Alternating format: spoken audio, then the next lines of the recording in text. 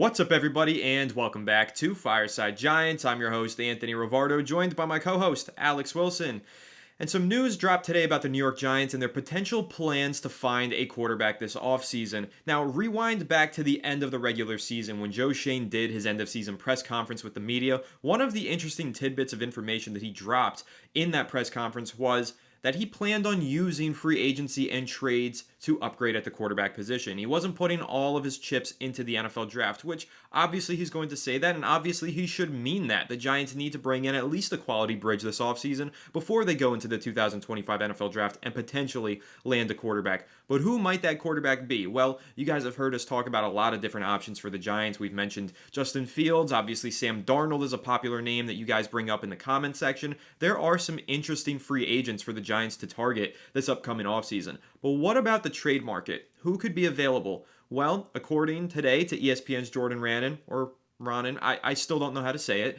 According to him, there is an intriguing name that the Giants might consider and that can't be ruled out for them via trade, and that is New Orleans Saints quarterback Derek Carr. Yes, Derek Carr, he was formerly a Pro Bowler with the Las Vegas Raiders, Oakland at the time. Over the last several years, he hasn't been that great for the Saints, but he's been good enough to continue to receive contracts and play as a starter for them. And this past season, he had a season-ending wrist or hand injury, something like that, actually suffered against the New York Giants, ironically enough. And now this upcoming offseason, despite his full no-trade clause, he's being mentioned as a potential candidate to be moved to the New York Giants. So context here, the Saints are projected to be $52 million over the salary cap, so they have to make some moves, and trading Derek Carr would free up some money for them. And for the team that would potentially be inheriting Derek Carr, we think that it's only about an $11 million cap hit that they would be inheriting. So it is a pretty affordable contract to acquire for the New York Giants. So we're going to go ahead and discuss that, the Giants potentially trading for Derek Carr, and also in that report, the Giants have reportedly been high on Shedeur Sanders for a very long time, dating all the way back to last offseason when they had a round 2 grade on him. So a lot of interesting stuff today to talk about with the Giants and their potential avenues to acquire a quarterback. Alex, how are you doing today, my friend? How are you feeling as we gear up for Championship Sunday this weekend? I can't wait. Go Bills, go AFC. Whoever makes it out on each side, I'm rooting for the AFC. I'm rooting against the NFC East, of course. I'm very excited for this weekend of football, though. I'm very excited for this offseason. What are your thoughts on these new tidbits of information about the Giants quarterback search? Well, I'm doing pretty good, man. And listen, a little bit of information. We're going to keep doing the film reviews, probably tomorrow and next week and going up to the draft. But when little nuggets of information drop, we like to address them. And, Jordan Raanan obviously had a couple of interesting pieces of information regarding, as you mentioned, Derek Carr and Shedeur Sanders. Derek Carr being a possible trade candidate. Now, we don't necessarily know. His contract is just a complete freaking disaster. The Saints, and this is why people that say the cap is a myth and point to the Saints don't know what they're talking about, because the Saints find themselves right now in absolute hell. You think the Giants are in hell? I mean, yeah, the Giants are in hell, but the Saints are there with them, and it's because they literally have no money to spend. They're negative $50-something million in cap space. They have to shed multiple contracts. They're going to have to trade away guys for pennies on the dollar. And look, if you're going to go get a bridge quarterback and you're the Giants and you're looking at like a Fields maybe like 15 plus, you're looking at somebody else like, I don't know, obviously Sam Darnold, maybe not even a bridge anymore, but I don't really think Sam Darnold's a good fit for us because we don't have that much money to spend. We have $32 million in effective cap space, and that's after allocating about $10 million to our draft class and other kind of signings to get to the 51-man roster. So, there are interesting things the Giants can do with $32 million, but they're going to run out of money really freaking fast in this market. Free agents are expensive, man. Quarterbacks are expensive. Corners are expensive. Receivers are expensive. Offensive linemen are expensive. Defensive play. Everyone's freaking expensive. $32 million is a drop in the bucket these days. That's 1.5 players. That's one good player and half a decent player. That's how kind of the NFL is operating right now with where money can be allocated and how expensive guys are. Now, Derek Carr, he has a $51.5 million cap hit next season, $61.4 million hit in 2026.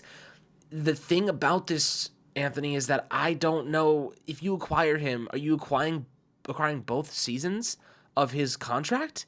Because I don't think that's reasonable, So, according to Spot Rack, his contract is through the 2026 season, as you mentioned, Right. 2 seasons. He has a $51 million cap hit in 2025, a $61 million cap hit in 2026. Of course, the Giants wouldn't inherit the entirety of those cap hits. However, He also has 3 void years following his contract. So you're asking, would they inherit 2 years of a contract? No, they're actually inheriting 4 years of a deal for Derek Carr. He'd be on their books through 2029. I can't He's even. untradeable. 2029 is unbelievable. Oh, by the way, is so far away. He has a full no trade clause too. What is Yes. So like I don't really understand why Jordan threw Derek Carr's name into the ring here because it doesn't make much sense from many perspectives. I'm going to say, in my opinion, he only would have thrown that name out there if there was a reason for it. Considering all of these factors, there's probably a reason he brought up Derek Carr. So that tells me that the chances of the Giants landing him might be a little bit legitimate. That's kind of my takeaway from this. And while we're talking about the long-term ramifications of this contract, and they're serious all the way through 2029, there are void years. There are ways for the Giants to alter this deal and release him from it early potentially, and the dead cap on it isn't so bad. The dead cap is finished by the time 2028 rolls around, so it's really only through 2027.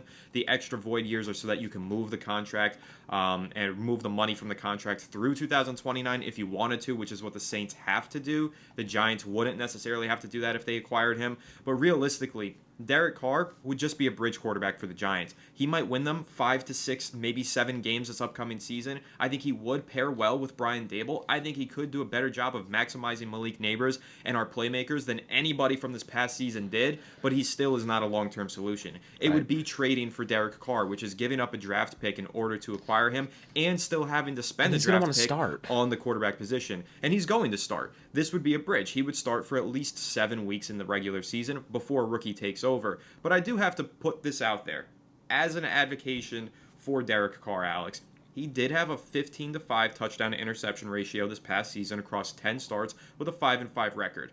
That's not that bad when you put it into the context of comparing him to the New York Giants quarterbacks. I'm talking Daniel Jones, Drew Lock, Tommy DeVito, and Tim Boyle all combined across 17 games had a 15-13 touchdown to interception ratio. That is horrid, and that makes Derek Carr's 15-5 ratio across 10 games look a whole lot better. So, objectively speaking, Alex, this would be a monumental upgrade for the New York Giants if they acquired Derek Carr, and I'm not sure if you do disagree with that, but I'm really not sure how you could disagree with that. This would be a massive upgrade for the Giants. It would be, but I'll throw this into the mix here. And, whether or not advocate, like you want him or not, the reason he would not come here is because he knows he'd be a bridge. Derek Carr probably wants to start. He has a full no trade clause. Why would he accept those terms? Why would he accept the terms of I'm going to go to this team and then get replaced halfway through the season? He's a bridge in New Orleans, and they kind of just did that to him this past season. His injury, if you read about his injury, it wasn't actually a season-ending injury. He was injured, and then they kept him off the field in order to put those younger guys on the field. But he could have played again at the end of the season, and the Saints didn't let him. So there is reason to believe that that's already the bridge situation that he doesn't want to be in. At least he gets 7 weeks to keep a rookie off the field if he's traded to the New York Giants. Yeah, I mean, the Giants probably would. At least if he was performing well, sure, I guess you keep Derek Carr on the field, but he's not like a great player. He's an okay player at this point in his career. I think there are just easier situations to go with. Like, I'd rather just go get a Jameis Winston on a 1-year contract than acquire Derek Carr's. I'd love to acquire Derek Henry, but Derek Carr's contract, that seems like a mess I don't want to deal with. Just be simple about it. It could just be simple. You know what I mean? You could just take the simple route and then move on of that money in 2027 or 2026 rather, instead of having that dead money on the books for Derek Carr and him just kind of lingering around. Like, it's just a lot of money to spend, because if you like, I'll give you the context. In 2026, right, you could cut him for $32.7 million in savings, but you have a $28.6 million dead money hit even if you cut him. And not to mention, he has a $10 million roster bonus on the 5th day of the league year in 2026. So you have to cut him, basically. You have no choice. And you're just throwing $28 million in dead money down the freaking drain. You know what I mean? Like, financially, it doesn't make any sense to me for a team that needs to build and have a maximum amount of money around a rookie quarterback. That's just my perspective. I'd rather go with someone on a 1-year deal, move on, that's it. Or you could even get a 2-year deal bridge. Like, you could sign Jameis Winston for a 2-year deal. You could sign another option, or Russell Wilson to a 2-year deal, knowing, hey, you're going to be a bridge because you're old and you're kind of washed, and you have to accept that reality. So I think that's kind of just, what I would do, be a little bit more safe with it than, kind of bury ourselves in a lot of dead money.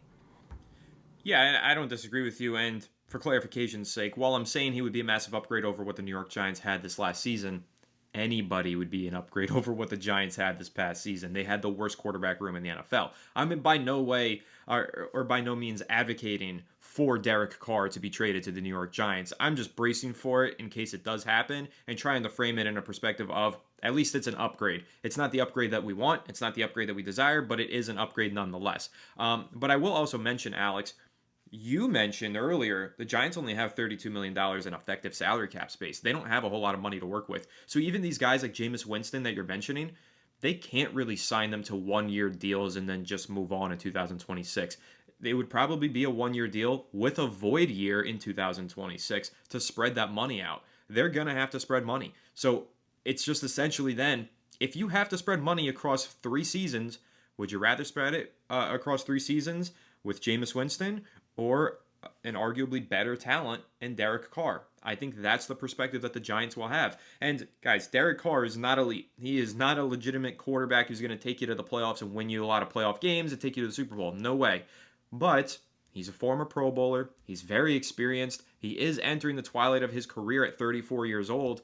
As a bridge quarterback for a Giants team that has a mandate from ownership to win games in 2025, this might be their top option if they're able to make a trade for him. This could be the player that does save Brian Daboll and Joe Shane's jobs if they trade for him, because he might be able to win you 6 games.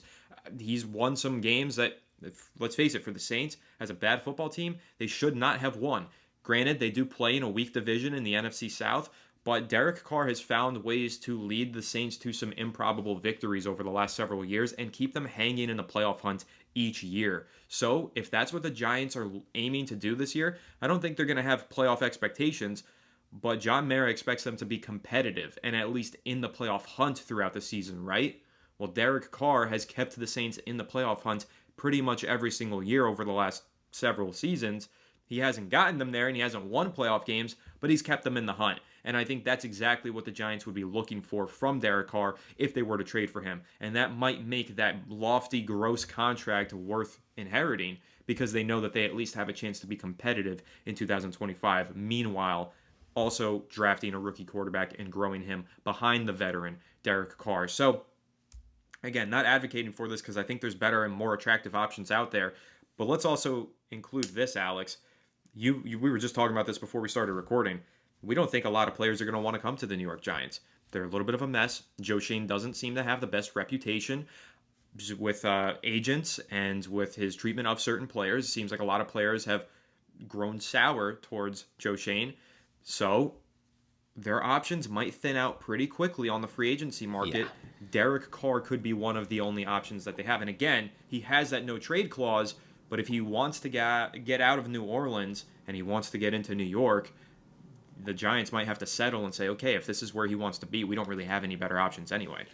Yeah, so regarding free agents and their unwillingness to come here, what I will say is this, and Anthony, I'll ask you this question because this is what I'd ask myself if I was a free agent NFL player.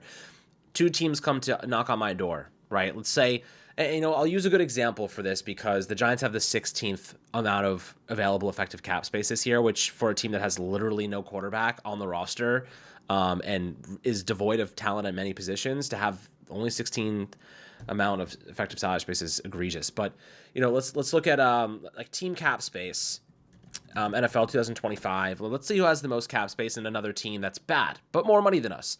Like, how about this? We'll use the Commanders as a good example because they have a rookie quarterback and they have $100 million to spend.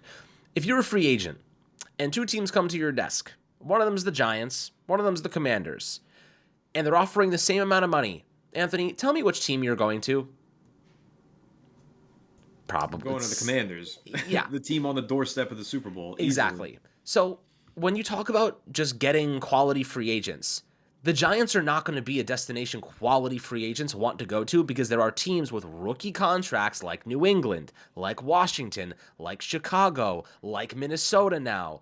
There are teams that have young quarterbacks and a ton of money to spend that are going to be looking at getting those quality free agents. So the Giants, who have the 16th amount, which is below average, or about average, I'd say, it's about average, are not going to be able to attract players to come here. The only way the Giants are going to be able to attract players to come here is if the Commanders are on the table, Giants are on the table, Commanders say, we'll give you 10 mil, and the Giants say, we'll give you 15 mil.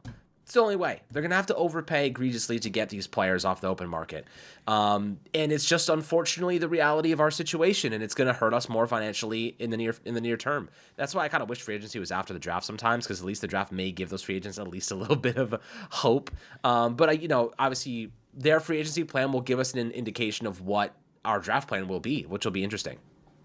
Yeah, and I also think with Derek Carr potentially, this could be a player who doesn't get moved during free agency. The Giants can end up signing like a Jameis, for example.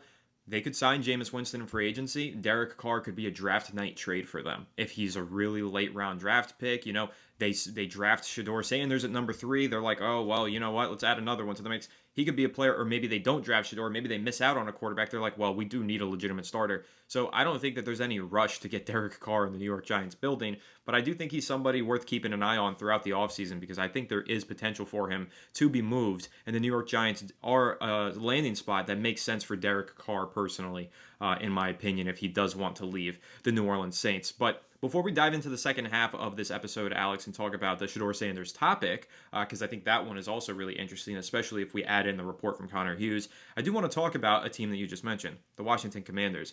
They're on the doorstep for the Super Bowl, as I just said. They're playing in the NFC Conference Championship game, to the disappointment of all of us against the Philadelphia Eagles. It's sickening. It sucks. The NFC East is going to be in the Super Bowl, and it's not the New York Giants. It's terrible. However, this is going to be a very exciting matchup this weekend and a very better-friendly matchup. And for myself, who's taking a look at the lines on BetUS, I am licking my chops at one of these lines. I think this is just easy. Over 21.5 points for the Washington Commanders. I don't know why their point total is that low. I understand they're playing in Philadelphia. I understand the weather in Philadelphia hasn't been favorable for the last several weeks. I do not care. The Rams cleared this line last week. The Washington Commanders put up over 30 points the last time they faced the Eagles in the regular season, and the Commanders have cleared this line in each of their 2 playoff games so far, handedly last week against a good Detroit Lions team. So over 21.5 total points for the Washington Commanders at minus 105. I'm taking that every day of the week. I'm going to go ahead and throw $10 down on it on BetUS, and hopefully, listen, this is not going to be a favorable weekend for me anyway because I don't want to watch the Commanders and Eagles play in the NFC Conference Championship, but hopefully winning a little bet here makes it sting a little bit less. That's what we're going to hope to see. So guys, make sure you go check out BetUS, the sportsbook with the fastest payouts in the industry. Use code YouTube150 for a 150% deposit match on your deposit up to $2,000. And let me know if you're tailing this bet and if you also think this is just a free money line because I can't understand why the line is so low for the Washington Commanders point total. But anyway, back into it, Alex. I'll let you bring up the second half of this segment and talk about Shedeur Sanders because I know, obviously, you're the guy on this channel who's just obsessed with Shedeur and you love him so much. I'm being sarcastic. The fans just can't leave you alone about Shedeur. Every take that you have about Sanders, for some reason, you get attacked on. They said the same thing last year when I was so high on Jaden Daniels. I said he wouldn't survive in the NFL and he sucked and he wasn't going to be good. So all you guys that are talking shit now, remember my takes last year on the guy that's about to go to the freaking Super Bowl if they beat the Eagles? I'm just gonna lean on my gut. We looked at the film, we watched the film, we're doing more, we're doing all the research we possibly can, and I'm higher on Sanders than I was before going into the film. I'm higher on him now, so I get why the Giants would draft him, and I'll let you keep going here, but it pisses me off. Same people saying I was dumb for liking Jaden Daniels are the same ones like thinking I'm dumb for not loving Sanders the way I did Jaden Daniels. Yep. Well, hey, you don't have to love Shedeur Sanders for him to end up on the New York Giants because here's the quote from the ESPN article today. Quote, there was a belief during the season that they were high on Shedeur Sanders, end quote. That's about the New York Giants. The quote, the further extended portion of the quote mentioned that they did extensive research on both him and Cam Ward, but Sanders is who they were believed to be highest on. And corroborating that report several weeks ago was an article from Connor Hughes of SNY, Alex. And that one was really eye-opening to me because that article detailed the fact that the New York Giants had a day 2 grade on Sanders going into the 2024 NFL draft and seemed to be holding their breath, hoping that he would declare for the draft so that they could take him in the second round of the 2024 NFL draft. Obviously, he didn't declare. He's going to be a top 10 pick this year instead, but the Giants wanted to draft him last year. I think that's pretty notable when you consider the fact that they want to draft him again this year and now hold the number 3 overall pick in the draft. So, Alex, what's your takeaway from it? Both of those reports, the one from ESPN saying they're high on him, and the other report saying that they've been high on him and were willing to spend the second round pick on him last year. I mean, listen, a second round pick on Sanders last year would have been perfect because you could have developed him, and then obviously, he had a good season this year. Obviously, the high completion percentage is a lot of those things we expected, but he would have been able to play as a rookie most likely if they drafted him last year. If he had declared, it's just a hypothetical. But this year, let's look at reality. The fact that the Giants were high on him during the season. I don't know why that would change. If they were high on him during the season, that's the reporting and that's fact. I don't know if it's fact, by the way. It could just be what Jordan was hearing, and it could be wrong, or it could be smokescreen. Who knows? But assuming, like in the instance, we'll go in the direction of, okay, he knows what he's talking about, and the Giants like Shedeur Sanders during the season. Why would any of that have changed now? What happened? What could have happened that may have swayed their opinion? The way he played against BYU? I don't think so. I don't think one game is going to define how the Giants feel about a specific player. You could argue, well, he started posting all these videos about him and Malik Neighbors, and kind of put some pressure on the Giants and start to create these links and these connections, and maybe put some pressure on the media market to help him out. Obviously a lot of people loved it, so maybe that was something that may have rubbed them the wrong way. I don't know. And then they asked Joe Shane, "Oh, did you see these videos?" And then he said, "No." Come on. Like, we're not idiots. We know you saw the freaking videos of your star receiver and defense and guy you don't use on defense to hanging out with one of the top prospects in this upcoming draft class. And then he went on to say, "I've never seen a player hanging out and playing catch with a prospect," whatever. So I don't know if that rubbed in the wrong way. I very, very highly doubt it. I think that probably if there are grades on him or they liked him during the season, they think he's worthy of a third overall pick. I don't think anything has changed in that regard. So yeah, if Sanders is there at third overall, I think there's a pretty damn good chance, and not saying that's my preference, but I think there's a damn good chance that the Giants do end up taking him.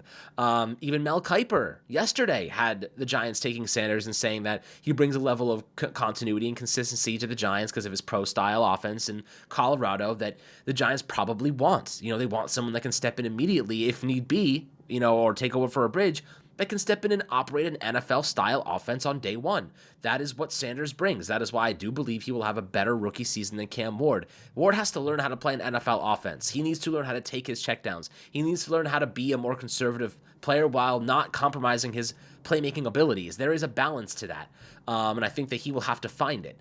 But Sanders comes in, high completion percentage. He's going to make all the throws. The touch on his deep ball is beautiful. He can make those throws downfield. The Giants will like that about him, and I think that he will bring stability to a position that desperately needs it if he's called upon to give them that, at some point in 2025, which I think will be the case if they do draft him. So yeah, I think there's a real probability that the Giants do draft him. I think that Ronan's article and reporting is probably accurate, that they did like him in the season, that they still probably do like him now. But Anthony, I'll get your take on that. I think that, yeah, from a stability standpoint, consistency standpoint, makes a lot of sense that the Giants would take him at third overall. Yeah, I will say, though, to the report, it's not necessarily groundbreaking news. We all knew that the New York Giants were in on Shedeur Sanders midway through the regular season, even earlier. I mean, Joe Shane personally attended several of his games. Not only that, but took his contingent of top executives and attended several Colorado practices. Now, I understand that wasn't just to scout Shedeur Sanders. That was also probably to develop a relationship with Deion Sanders that could potentially be forged down the road, and also to scout Travis Hunter and the many other potential NFL players that played for Colorado football this past season. There were a lot of prospects that they were keeping their eyes on.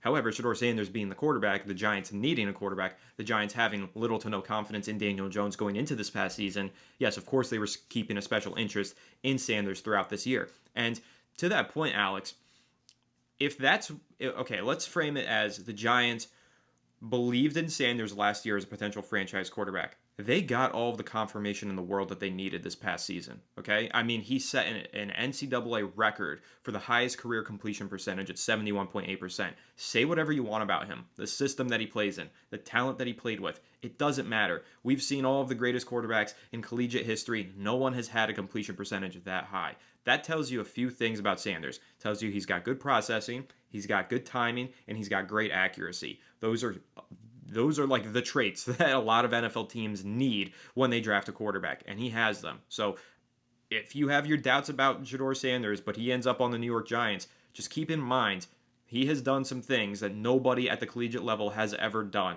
and there are reasons to be excited about him if he is drafted by the New York Giants. They've been interested in him. They've been doing the research on him, and I got to say, Alex, the fact that they've been doing so much research on Sanders dating back to last year at least makes me feel a little bit more comfortable and confident in their analysis of him because they've been analyzing him and studying him for so long. If they're still at a point where they've been scouting him since last year, continuing to scout him, and now they feel even more confident in his ability to be a franchise quarterback, that tells you that they've been putting in legitimate research and it's all been confirmed. All of their theories, hypotheses, they've all been confirmed. They do feel like this is a player who they've scouted properly and can be a franchise quarterback. And because they have so much data and research invested into Sanders, you can feel a little bit more confident than a potential unknown. Like, for example, actually, Alex, you mentioned Jaden Daniels.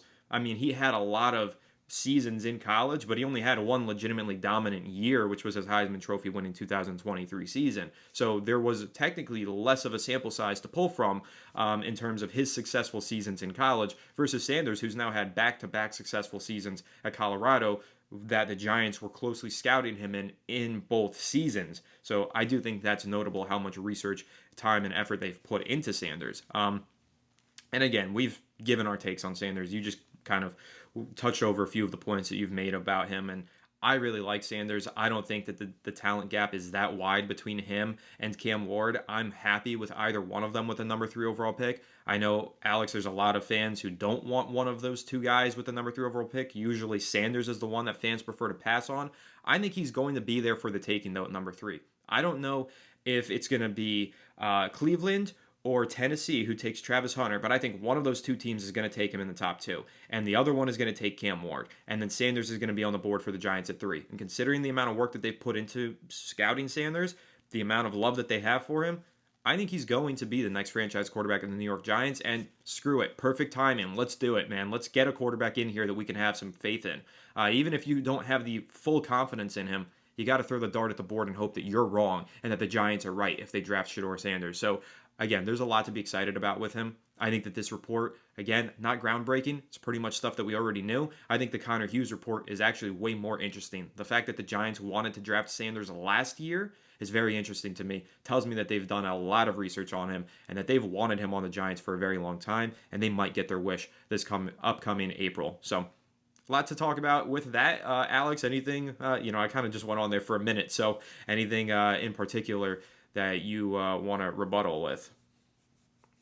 Not necessarily rebuttal with. I think that, the Giants need a quarterback. It's as simple as that. And John Mara said, whether it's a bridge or it's going to be a draft pick, the Giants and Joe Schoen have passed on a quarterback for 3 straight drafts. They have not taken a quarterback in how long is it? 5 or 6 years? So, they are due. They're going to take a quarterback. It's just a matter of where it's going to be. And the Giants have the 3rd overall pick. And if there's one of those two guys that they have graded as a first-round grade, they are going to take the quarterback at 3. I think that is just... I think it's just time that we accept that fact, whether you like it or not. And yeah, I'm not entirely sold that Sanders is worth taking using the 3rd overall pick on. But guys, I'm desperate. We are desperate for anything, any level of upside, any possibility of being a competent football team. We are in desperation mode. Sanders gives us a chance to be at least competent, and the upside is there, for him to develop and be a quarterback that can feed a WR1. I mean, one thing I think the Giants will love about Shedeur Sanders, he made Travis Hunter look phenomenal. He made good throws to Travis Hunter. He gave him chances to make plays, and he made accurate, short quality throws that he could take screens and do all the heavy lifting. He made Travis Hunter look like a Heisman winner. He helped him make, I wouldn't say he did it for him. Obviously not. That's not the case. He did a lot of that work on his own, being a corner and a freaking receiver. But Sanders had to get in the ball accurately, and he had a 76% completion percentage, and that certainly freaking helps. So if the Giants want to maximize their WR1 and Malik Neighbors, they want to get the most out of Theo Johnson, they want to get the most out of Wandale, and, that short, small little catch radius he has, they need the football to be in the right place at the right time. Sanders can do that in the short to intermediate ranges of the field. And he's proven he can maximize the WR1, and I think that is what the Giants probably want to see. What quarterback can give us a level of consistency where our WR1 is going to dominate games? Well, guys, I know the guy, and his name is Shedeur Sanders. So that's kind of why I'm starting to lean in the direction of, I think they are going to take Sanders if he's there at 3, because he kind of checks a lot of boxes that this regime is looking for. Upside is great, but Cam Ward is going to struggle as a rookie. I would bet my money on it. He is going to have a lot of hiccups trying to find balance to his game. It's going to take him a year or two, in my opinion. He's not a perfect prospect any means, but he could be. He's the best upside in this draft class, in my opinion, in terms of just his level of quarterbacking. But Sanders is going to bring stability, and the Giants need stability badly, and they keep saying it. They keep telling us it verbatim. We need consistency at quarterback. We need that level of competency. Sanders is going to give you that on day one, and that's why I just lean in the direction of that's where they're going to go with the pick, because that's the information they've given us, and that's kind of how I decipher it. Yeah, I mean, you make a lot of really good points there. Stability is super important, especially at the quarterback position. The Giants had 4 starters at the position this past season: Daniel Jones, Drew Lock, Tim Boyle, and Tommy DeVito. That almost made me throw up in my mouth repeating those names in a row right there, because I just can't believe that we got to a point where that was our starting group of quarterbacks. The fact that we had a group of starting quarterbacks in and of itself is embarrassing. But that group, oh my God. So that's why I said at the beginning of the show, again, not that I'm advocating for trading for Derek Carr, but objectively, he would be a massive upgrade over what the New York Giants had this past season, but so would anybody. I think that you get more production out of rookie Shedeur Sanders or rookie Cam Ward than you did from the quarterback room this past season. That's how bad the New York Giants quarterbacks were. Now, all of that is contingent on whether or not Brian Daboll coaches them properly, who's calling the plays, and whether or not those play calls are solid. But then again, there were some good play calls that were poorly executed this past season. Alex, I think that one prime example, how about in Carolina, the flea flicker on 3rd and 2? There was a lot of controversy around that play call, but Wandale was wide open. Could have been an easy first down. Daniel Jones didn't pull the trigger. I'll tell you, Shedeur Sanders is pulling that trigger, and they're getting that first down. And I also think Derek Carr does too, for a matter of fact. So I think there was a very select few quarterbacks in the world that possibly didn't make that pass, and Daniel Jones just happened to be one of them. So not to drag that one out and, kind of pile on him too much anymore, but listen, it's going to be a long offseason, and there's going to be a lot of different rumors just like this one, whether we're talking about Derek Carr, Shedeur Sanders, Cam Ward, Jameis Winston, Justin Fields. There's going to be a lot of names brought up between now, March, and then, of course, April when the draft rolls around. And we're really excited to continue to dive into it. As Alex mentioned, film reviews soon. Maybe tomorrow, maybe over the weekend. We're going to continue to dive into a lot of the all-22 films and game films for these quarterback prospects. And then we're going to move on to other position groups. And that's what I'm really excited for, because quarterbacks, man, you guys make it tough. It's so controversial. Everybody's got a hot take about every single quarterback. But once we get to some of these other positions, it'll be a little bit more mellow, and I'm excited for that as well. But nevertheless, I love the hot takes, and I love the debates, because that is what makes this so much fun. And we're going to continue to have hot takes and debate with each other and all of you in these upcoming episodes. So make sure you stay tuned. Make sure you leave a like if you enjoyed this episode. Subscribe to the channel if you're new. Ring the bell so you don't miss an episode, and comment your thoughts down below in the comment section. If you're listening to Apple or Spotify, make sure you leave us a 5-star review. Go ahead and follow us on all of our social media channels at Fireside Giants, and make sure you go check out BetUS, the sportsbook with the fastest payouts in the industry. We'll catch you all on the next one. Have a good one, and let's go Giants.